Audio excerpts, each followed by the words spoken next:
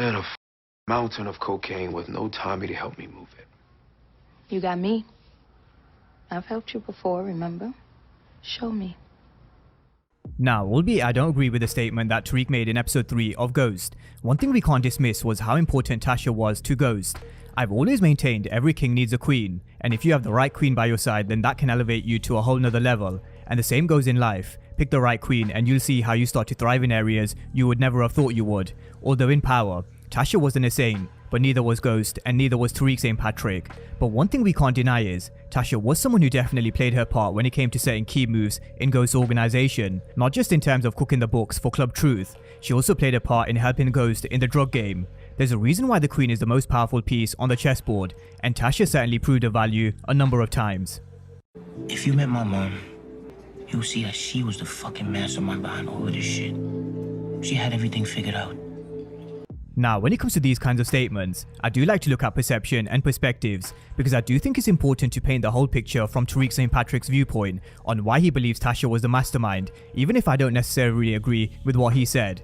But going through why Tariq said what he said will give us a better understanding why he believes what he believes. So in the rest of this video, we are going to go down memory lane. I'm going to be breaking down how and why a queen is one of the most important pieces on the chessboard, how Tasha helped Ghost in 3 times in the game. But I'm also going to dismiss the fact that she was the mastermind, because I do think Tariq is being a little harsh on his father, but also how he does have his eyes set on bigger and better, just like his father did with Simon Stern. But instead, Tariq has his eyes on bigger and better with RSJ. But let's take it back to power and have a look at some of Tasha St. Patrick's chess moves.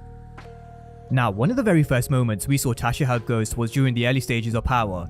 Ghost and Tommy's organization was being hit, and they had no idea of who was attacking them, and it's no surprise they thought it was an inside job. Later we actually found out it was actually Kanan who hired pink sneakers, but in this moment in time, Tasha reminded Ghost of a chess move they played in the past.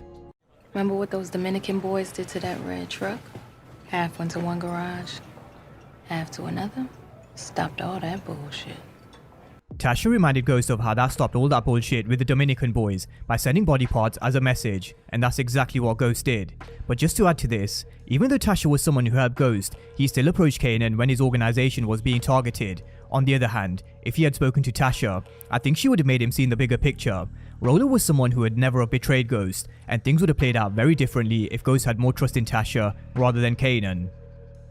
Now in season 2, at a time where Ghost was having issues with Tommy and where he had a mountain of product that had just come in from Felipe Lobos, he was stuck with how to move the product, but Tasha made a point of how she's helped him before, so we saw them both sit down where Tasha helped Ghost to come up with a plan to move the weight. Tasha said if you need to expand, then he's gonna have to think about taking the Serbian territory, an idea Ghost was against because that risked starting a war, but Tasha said it would only start a war if they knew he did it. Thank you. Without Tommy, I need your help. You got me, Ghost. Always have. Tasha believed in Ghost because she was the queen by his side who often proved to be the glue. So even though Tasha had her flaws in power, nobody could question the love that she had for Ghost, at least at the early stages anyway. But I do think it's important to make this point. I don't think Tasha loved James St. Patrick, the businessman. She was in love with Ghost, the drug dealer. Ghost once said to Tasha in season 1, the club was the dream, but that was James St. Patrick's dream, not Tasha's. Now, even though there are countless other moments where Tasha stepped up in power, the third and final example which I want to run through is how Tasha played a part in a plan to take down Felipe Lobos, and it starts with Tommy telling Ghost they needed Tasha, and he was right. Ghost and Tommy couldn't do this on their own, and so again, Tasha proved to be the missing jigsaw piece, and Ghost couldn't have had an alibi if it wasn't for Tasha. This was even at a time where they weren't on good terms because of his relationship with Angela. We still saw her step up and go with Ghost to one of Karen Bassett's hotel, which would serve as his alibi. Now, coming to the present day, the first episode of season 3 really did put things into perspective, your perception, your reality, and that's power in a nutshell. If you look through the comment section over any video from any topic in Power Book 2 Ghost, everybody has their own views and opinions with the way they've interpreted certain events, and I think that's something that Tariq has done. Tariq saying that Tasha was the mastermind is him seeing this from one perspective, as well as his hatred for his father Ghost. At one stage he even asked Ghost to teach him the game, but he refused, and even though Kanan did introduce him to the street life and taught him some aspects of the game, let's not underestimate Tasha's influence. Could you teach me how to move this, so no one else will get hurt? All right, Tariq. I'm gonna teach you the game. Tasha also once said to Tariq he can be better than Ghost was if he commits to both the legit life and the streets. And then we saw Tasha teaching Tariq the game, who needs to be paid and how they turn a profit by cutting a brick. But Tariq asked her who taught her how to cut a brick. The answer was Ghost. Ghost, who was brilliantly portrayed by Omari Hardwick, was someone who is overall a complex character shaped by a dual identity, personal demons, family issues, and where he fought against his own ethical and moral boundaries. But he was a character who was strategic, resourceful, and ruthless, who was able to switch from a Tom Ford suit and a business meeting to a hoodie with a gun in hand and disappear into the night just like a ghost. He was also a character who was thinking far beyond 3 moves ahead, and that's one thing which separated Ghost and Tasha early in Power. Ghost had a vision beyond the game, ironically something that Tasha only came around to when she saw how much the street life had cost them. The same with Tariq St. Patrick. He now wants out the game he once asked his father to teach him. Ghost knew early on that this was a life that only ends in death or jail, because how many wrinkly old drug dealers do you know that survive the game? There aren't many, and if they are, what have they lost? Now we do have to say, Ghost didn't have the answer for everything, and as we established before, Tasha, Tommy, and other characters definitely played their part in helping Ghost at different stages.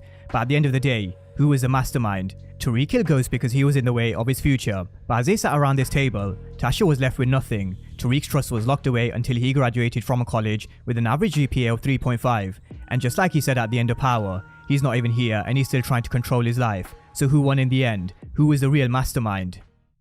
Keep thinking you're fucking smarter than me. Don't ever make that mistake again, son. Now, are we going to see Tariq proving Ghost wrong? Can Tariq be better and smarter than Ghost? Now, I don't have the answer to that, only time will tell. But what we can look at is the evidence, facts, and findings, and a certain character who Tariq may end up doing some business with. I got to meet RSJ, right? That's right. What's your name? I'm Tariq St. Patrick. Good to meet you, Tariq.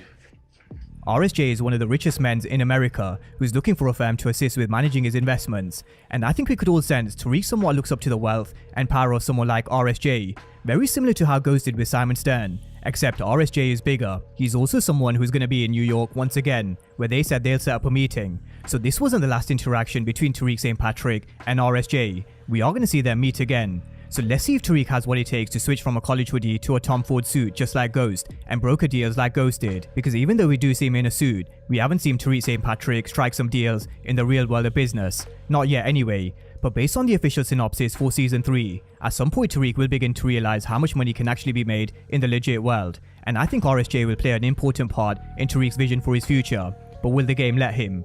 So that's a breakdown of Tariq's perception and why he believes Tasha was the mastermind, with a few examples going down from memory lane of how Tasha certainly played her part. But was she really the mastermind? This is where I'm going to open the floor for you guys to give me your perceptions and perspectives, because I've already given mine. So drop all your thoughts down below in the comment section and let me know if you think RSJ will have an increased influence in Tariq's future vision, just like Simon Stern did with Ghost. But as always, thank you guys for watching, and I'll see you next time.